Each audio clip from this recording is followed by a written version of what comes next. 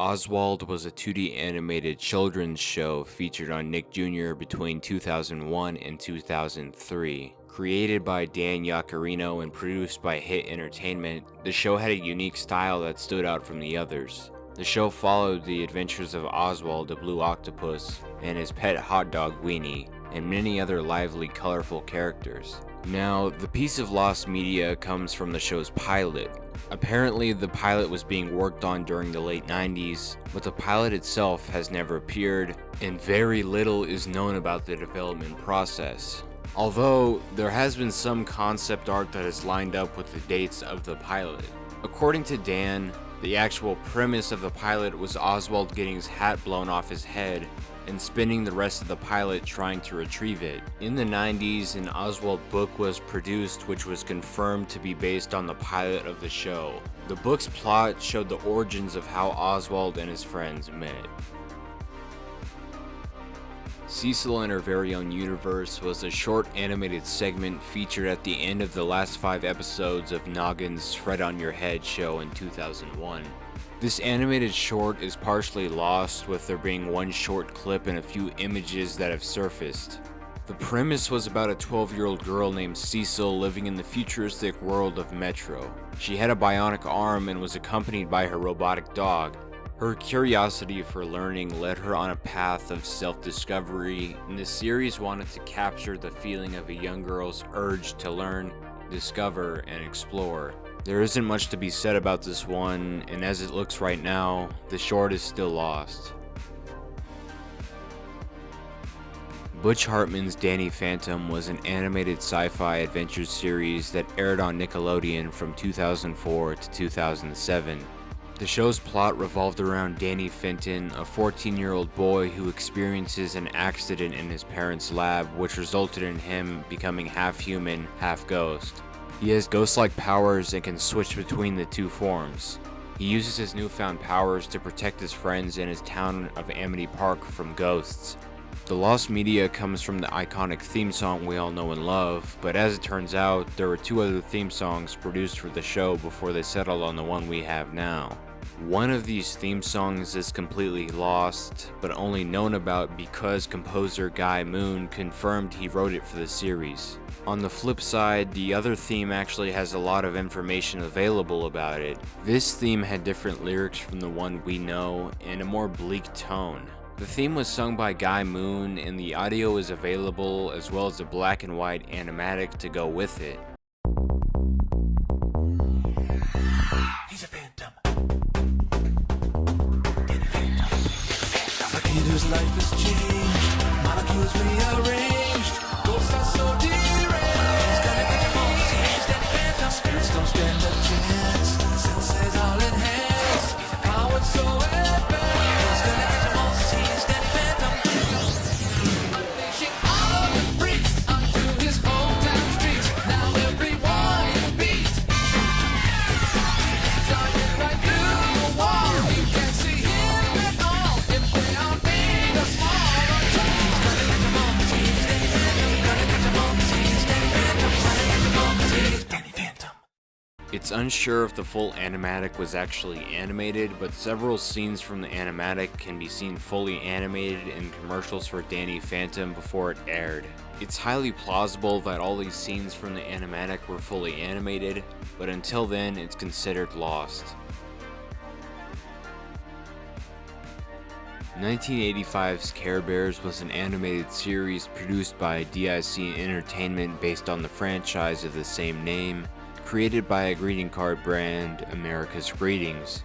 The animated show, though, began on September 14th, 1985, and lasted until November 23rd of the same year. The series included 22 episodes, each episode lasting 11 minutes, but were later shortened to 10 minutes for DVD releases. The only time 11-minute episodes were aired were in different countries such as France, Spain, Germany, Italy, and the Netherlands. But just recently, a user by the name of Supreme Dragon Ball uploaded 14 English episodes of mid-80s UK recordings of the episodes, all in their original 11-minute form. Although this still leaves 8 episodes lost, it confirms that the rest of the English episodes might be on the 1986 UK VHS release.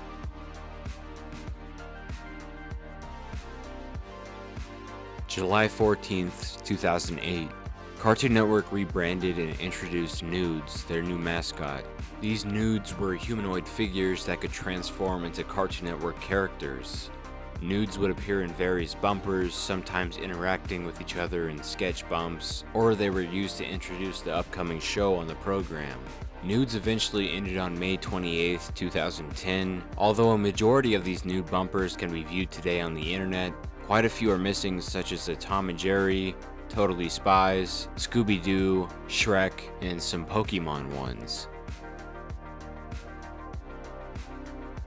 Before Danger Mouse aired on September 28, 1981, 2 pilot episodes were created around the time Danger Mouse first premiered. One of the pilots, by the name of The Mystery of the Lost Chord, had already been released to the public, but the other pilot, The Great Bone Idol, has yet to ever see an official release and remains entirely lost.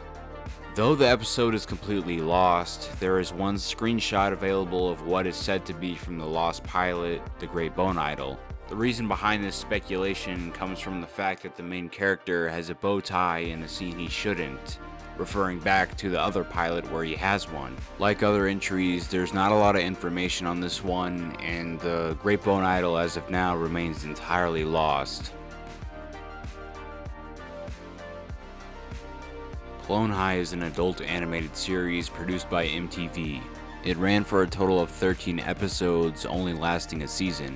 It actually saw a reboot this year with the new season. The plot of Clone High is what it sounds like. Various historical figures are cloned and put into a high school run by a mad scientist who is also the principal. The series is a parody of the influx of teen dramas popular at the time the show ran. The Lost Media comes from a 2001 pilot pitched to Fox a year before the show actually aired.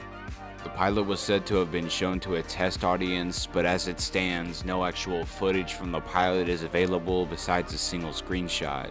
Some other screenshots were found of what early character designs would look like, which are notably different from the official character designs. This entry isn't to be mistaken with the 2005 animated Disney film of the same name. This Chicken Little was released in 1943 and was part of Disney's propaganda shorts for World War II that the US government had them create. The plot of the short had a fox named Foxy Loxy read a psychology book to find out the best method for luring a group of barnyard birds in his den and kill them. The original version would have the fox read Hitler's Mein Kampf instead. The bird's wishbones were marked with swastikas at the end. Now the reason for this change was to still make the short relevant after the war. The World War II propaganda made it dated, and Disney wanted the short to still remain throughout the times. Whether the original was completed then changed or changed during production still remains a mystery. Other than Mein Kampf and swastikas, the original short would contain more blunt dialogue, as you can see on screen. This was also changed because of Disney's desire to make the short relevant after the war, like I've said previously. Overall, the short's existence is unconfirmed and lost. In 2011, Adult Swim began airing bumpers for King of the Hill. The majority of the bumpers followed a formula of a narrator introducing the coming episode for King of the Hill. Then the narrator would promote a random company saying, you know, this episode of King of the Hill is brought to you by whatever company. Of course, like I said, these were just the majority, but there were still plenty of bumpers that strayed away from this formula, and there are quite a few bumpers still lost. The found bumpers, though, can be viewed here on YouTube, and for now, it's unknown where the rest of these bumpers may be. In the late December of 1979 and early 1980, Chuck E. Cheese Pizza Time Theater would air a 30-second animated commercial. In 1979, employees of Pizza Time Theater had an in-store newspaper called Pizza Times, and the first volume of this newspaper mentions the commercial being about birthday parties, and that it would air on local TV stations. The commercial was suspected to air in California, as most Pizza Time Theater locations were there. Even though this commercial is very much lost, animation cells from it have been preserved by Damon Brenland, owner of Smitty's Super Service Station. But unfortunately, nothing would come from this. Eventually, high-quality scans of cells were posted to Showbiz Pizza's Facebook page, but were deleted, only to be re-uploaded. Other than that, the commercial still remains lost, and there's no leads as of now. Thank you guys for viewing this video. Like and subscribe if you'd want to see more. I'll see you guys in the next one.